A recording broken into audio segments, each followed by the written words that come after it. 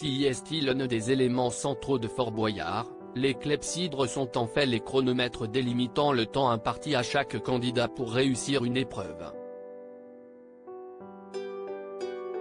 Mais ont-elles toutes la même dose de liquide? Vous n'avez peut-être jamais entendu parler des clepsydres, et pourtant, elles font partie intégrante de l'une des émissions les plus populaires de la saison estivale.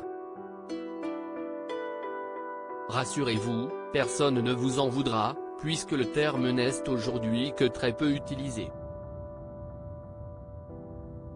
Dans Fort Boyard en revanche, elles sont particulièrement importantes. Il s'agit de ces sabliers remplis d'un liquide bleu, et qui permettent de connaître en temps réel le nombre de secondes qu'il reste à un candidat pour terminer une épreuve. Il y en a beaucoup sur le Fort. Les clepsydres font-elles toutes le même temps dans Fort Boyard? Toutes les épreuves ne sont pas concernées, mais si la clepsydre arrive à épuisement, la clé, ou l'indice, est définitivement perdu, et parfois, le candidat concerné peut se retrouver en prison. Pour autant, la quantité de liquide est-elle la même d'une épreuve à une autre? Télé Loisirs a posé la question à la production et voici la réponse.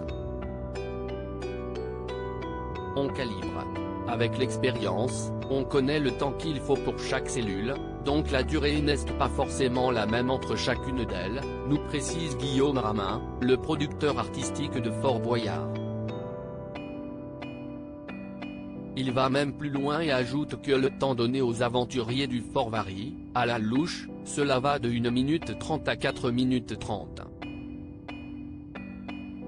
Certaines clepsydres peuvent néanmoins réserver des surprises, comme pour Joe Wilfried Tsonga, le joueur de tennis, qui avait été assommé par l'une d'elles lors du tournage de la 34e saison actuellement diffusée.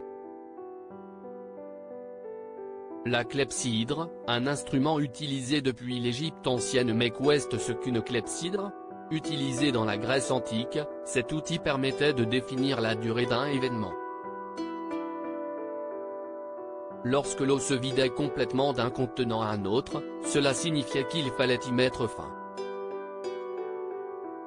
Les clepsydres étaient particulièrement utiles lors des procès ou de grands discours. Il ne faut pas pour autant les confondre avec des horloges, puisque cela dépend à la fois du récipient et du liquide qu'il contient. Plus le trou est petit pour faire passer l'eau, moins celle-ci s'écoulera vite, et plus il y a d'eau, plus il y aura de temps accordé à l'orateur. Si les Grecs ont amélioré la clepsydre, les plus anciennes remontent à moins 1400, lorsque le pharaon Aménophis III régnait en Égypte.